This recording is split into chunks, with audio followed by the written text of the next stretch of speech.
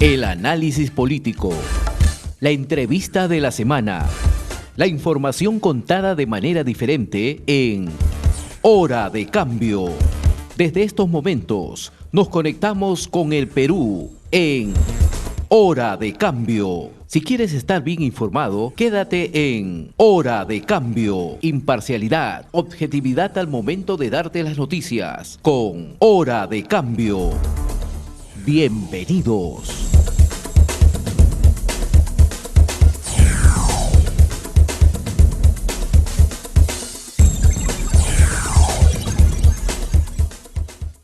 Vamos a conversar ahora con el señor Luis Quispe Candia, director de la ONG Luzambar. Señor Luis Quispe Candia, tenga usted buen día. Bienvenido a la Red de Comunicación Regional, programa Hora de Cambio. Buenos días, señor Carlos Cabrera. Igualmente, mi cordial saludo a la señora Lidia Mendi, a sus enteras órdenes. Bueno, lo que se viene comentando es la paralización de labores del conocido Corredor Morado en Lima Metropolitana, un servicio que cubre un gran sector del distrito más grande y más poblado del Perú, de San Juan del Urigancho. ¿Cuál es su opinión respecto de esta paralización de labores? No les han pagado, se le adeudan más de 300 millones de soles a los concesionarios. Ellos argumentan que el Estado les debe más de 300 millones de soles, por lo cual ya no pueden seguir trabajando. ¿Cuál es su opinión sobre este tema, este asunto? Bueno, en la situación, con lo que ha ocurrido con el Corredor Morado y tal vez con otros corredores, es muy grave. La situación es muy grave, compleja, y lamentablemente es de entera responsabilidad de las autoridades. No tal vez la actual actualidad de la ATU, que el presidente que tiene apenas pocos meses, sino esto ha venido arrastrándose incluso desde la municipalidad, desde que se entregó en concesión estos corredores complementarios a cargo aún de Protransporte. Para que entiendan las personas que nos ven y escuchan, el problema está aquí. En principio, en Lima se implementó en el 2010 9 corredores segregados, BRTs, exclusivos, que es el metropolitano, el COSAC 1, y eran 9 en total. Ya el COSAC 2 estaba listo para convocar a licitación y se suspendió la gestión del señor Ollanta Humala y la señora Villarán. Entonces, la idea primigenia de implementar un servicio de transportes con 9 corredores quedó de lado lamentablemente y quedó solamente este COSAC 1, lo que tenemos actualmente. Entonces, cambiaron de idea, cambiaron de criterio y ver cómo hacer la reforma del transporte con los actuales transportistas, algo que por supuesto es imposible, porque criticaban que en la anterior de la licitación del metropolitano había participación de capitales extranjeros.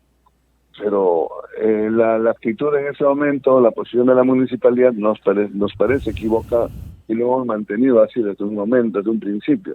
Entonces, ¿qué se hizo? Se convocó una licitación de los 5 corredores complementarios al que postularon, formando consorcio los transportistas tradicionales, y se les entregó los 5 corredores, el azul, el rojo, el morado, el verde y el amarillo.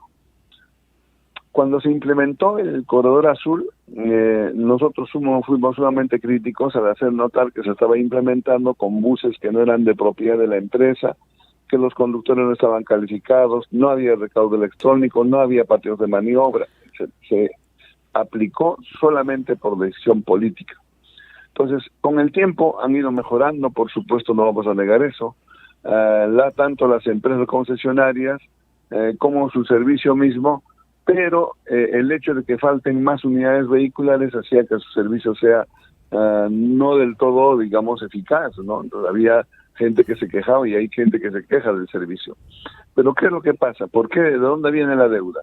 El Estado se compromete a pagar un dinero que si las empresas no alcanzaban un mínimo de ingreso en su trabajo, pues el Estado se obliga a cumplir ese monto, no como un subsidio, sino como una compensación. Y eso es lo que se ha acumulado acerca de de 500 millones de soles, que finalmente en tratativas directas ha disminuido ahora a 300 millones. Si los concesionarios hubieran ido a un tribunal arbitral, probablemente la deuda sería mucho mayor, pero están en tratativa directa y ahí viene también lo criticable de la actual gestión gubernamental, en particular el ministro de Transporte, ¿no? El ministro representa al Estado. Él es la autoridad máxima en el tránsito y transporte, es el órgano rector. Entonces, él no puede tener ninguna excusa para no solucionar el problema. Él tiene que asumir, cuando asume el cargo, asume el pasivo y el activo. Y supongo yo, por intermedio de la ATU, ha sido informado cuáles son las condiciones de este servicio, que había una deuda que viene arrastrándose y había que prever esa situación. O sea, el hecho de haber implementado con buses del transporte tradicional como una medida paliativa no es suficiente. Nos parece una medida absolutamente reprobable. Creo que tienen que inmediatamente rectificar. Entiendo que en este momento está en reunión el Ministerio, no sé si habrá terminado. ¿Cuál sería la situación? ¿Cuál sería la situación, la solución a este problema en estos momentos? ¿Qué le sugeriría usted al ministro para que solucione el tema? Porque ya los buses no están funcionando y hay un problema, pues, para los usuarios, ¿no? La solución es que el Estado honre la deuda. Se ha generado una deuda y el Estado se ha comprometido a pagar. Lo que tiene que hacer es pagar. Y esa deuda es de los 5 corredores complementarios, de los cinco corredores, no solamente el corredor morado. El corredor morado ha parado porque se supone que está en una situación mucho más crítica, probablemente, ¿no? Pero el reclamo es de todos. Pero esa no es la solución aún, es una medida temporal, que si bien es cierto va a garantizar de que sigan funcionando.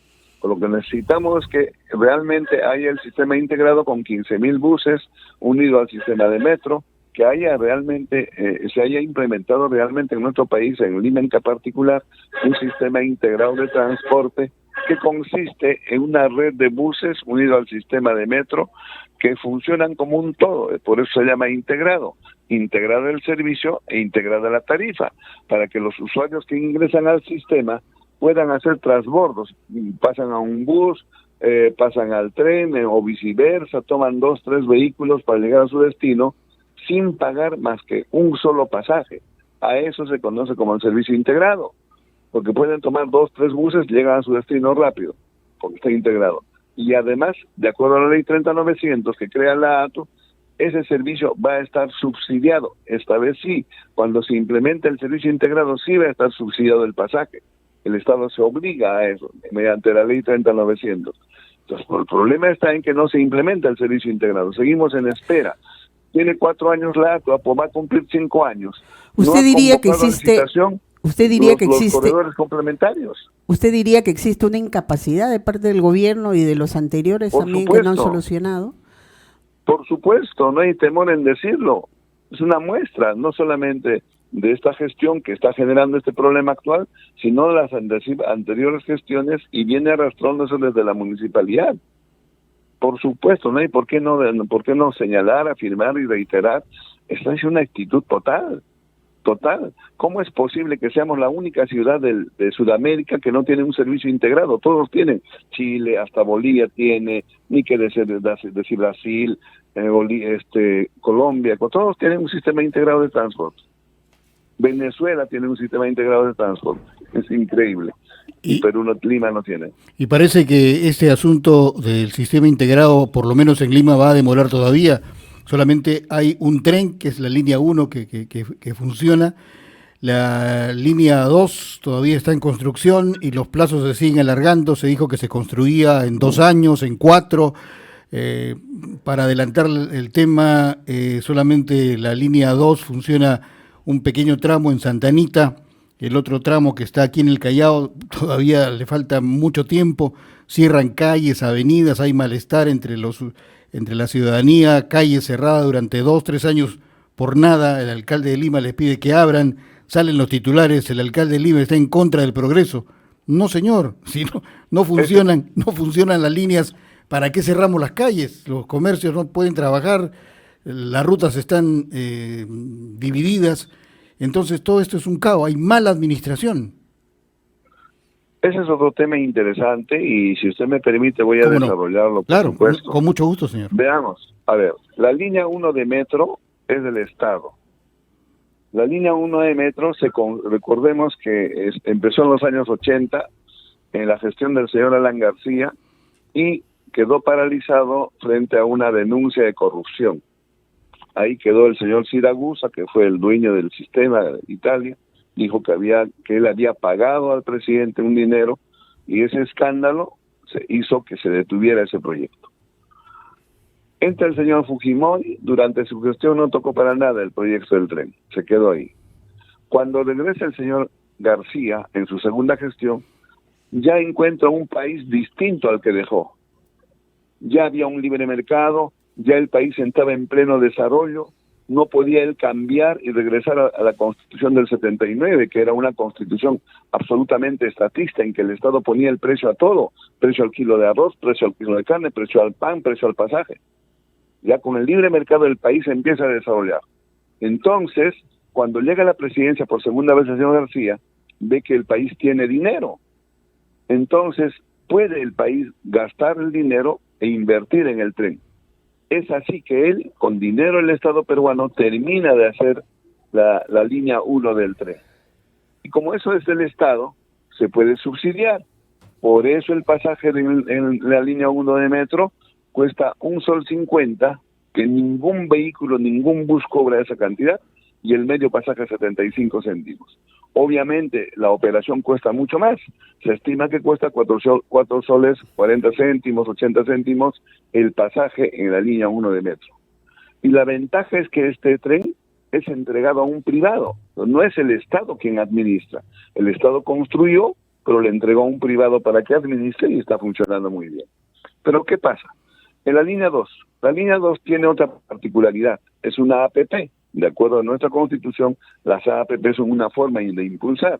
Es una empresa española que está construyendo la línea 2 de metro.